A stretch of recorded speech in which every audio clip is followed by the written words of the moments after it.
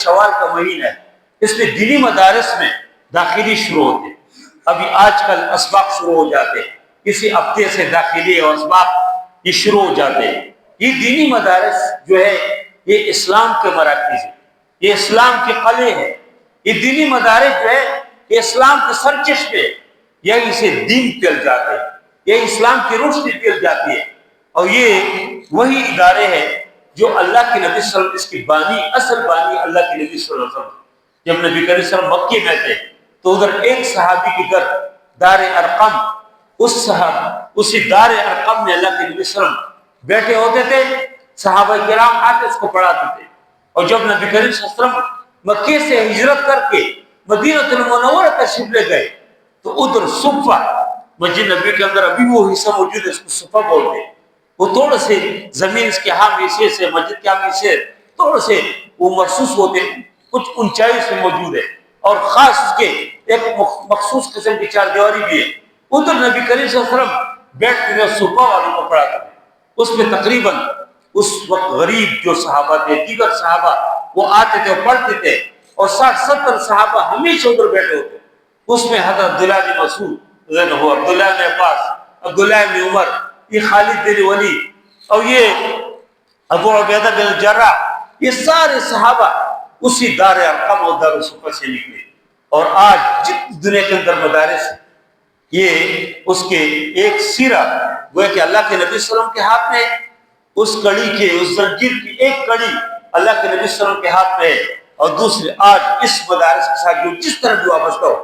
کوئی اس مدرسے کو چلا رہا ہو، کوئی اس مدرسے میں پڑھا رہا ہو، کوئی اس پہ پڑھ رہا ہو، کوئی اس کے ساتھ تعاون کر رہا ہو، کوئی اس کے لیے خیر کا جذبہ رکھتا ہو، یہ سارے گویا کہ اسی کے ساتھ وابستہ ہے۔ اور اللہ کے نبی صلی اللہ علیہ وسلم نے اس کی دعائیں کی۔ اللہ کے نبی نے فرمایا نصر اللہ عبد، نصر اللہ عمران، اللہ اس بندے کو خوش رکھے، اللہ اس عبد کو تر و تازہ رکھے کہ جو اس دین کو سمجھے، میرے حدیث کو سمجھے، سمع مقالتی فحفظہ، اس کو یاد کرے، ووعاها واداها كما سمع، کہ لوگوں تک پہنچا جس طرح پہنچے۔ آج وہی وجہ ہے کہ مدارس سے وابستہ لوگ جو جس طرح بھی وابستہ ہو وہ خوش ہے، وہ تر و تازہ ہے۔ الحمدللہ اللہ نے اس نبی کریم صلی اللہ علیہ وسلم کو دعاؤں کو اللہ نے قبول کیا ہے۔ تو دینی مدارس میں داخلی شروع ہے، مدارس کے جو ذمہ داران ہیں ان کی بھی خواہش ہے۔ جمعیت الباربیہ جو مدرسوں کی طلبہ تنظیم ہے، ان نے بھی جگہ جگہ پوسٹر لگائے، بینر لگائے، لوگ اہلا وسہلا خوش آمدید کہتے ہیں۔ تو میں آپ سے درخواست کرتا ہوں کہ اپنے گھر سے ایک ایک بچے کو، ایک ایک بچی کو، اپنے بیٹے بیٹی کو، اپنے بہن بھائی کو، اپنے بھتیجی اور بھتیجے کو، بانجی اور بانجی کو، گھر سے کسی ایک پر کو، اگر گھر سے اگر نہیں ہے تو اپنے محلے کے کسی کو، بہت سارے لوگ ہیں جو پڑھ نہیں سکتے، بہت سارے لوگ ہیں جو میٹرک بھی نہیں کر سکتے بیچارے، اس سے پہلے فارغ ہوتے، ادھر کام کر رہے ہوتے، آگے نہیں پڑھ سکتے۔ بہت سارے لوگ جس نے میٹرک کیا آگے نہیں پڑھ سکتے، تو ان مدرسوں میں بھیجو، تحریک اسلامی کے مدرسے میں، اچھے مدارس میں، جہاں پھر قوانین کی بات نہ ہو، جہاں خالص اسلام کی بات ہو، دین کی بات ہو، قرآن و حدیث کی بات ہو، ایسے جگہوں میں اپنے بچوں کو بھیجے تاکہ آپ کا بیٹا وہ حافظ بن جائے،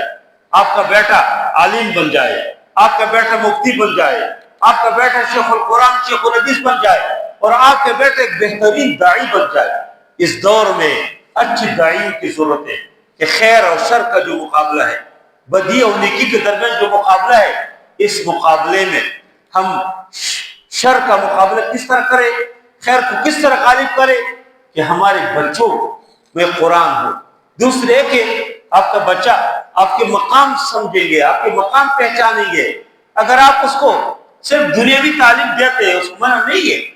وہ بھی ضروری ہے، لیکن اس کے ساتھ ساتھ اگر آپ اس کو دین کی تعلیم دیں تو اگر وہ انجینئر بنتے ہیں تو ایک بہترین انجینئر، ایک خدا ترس انجینئر ہوگا۔ اگر وہ ڈاکٹر بنتے ہیں تو ایک خدا کا خوف اور ترس رکھنے والے انجینئر اور ڈاکٹر اور مسلمان ہوگا۔ اس لیے میں آپ سے درخواست کرتا ہوں کہ کوشش کریں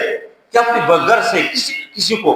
اسی مدرسے میں بھیج۔ اللہ نے فرمایا فَلَوْلَا نَفَرَ مِنْ كُلِّ فِرْقَةٍ مِنْهُمْ طَائِفَةٌ لِيَتَفَقَّهُوا فِي الدِّينِ، ہر بڑی جماعت سے کچھ لوگ نکل جائے، ہر بڑے گھر سے کچھ نہ کچھ، خاندان سے کچھ نہ کچھ لوگ جائے اور پڑھیں، دین حاصل کریں، اسلام حاصل کریں، تاکہ اس کے نتیجے میں آپ کی دنیا بھی خوبصورت ہو، آخرت بھی خوبصورت ہو.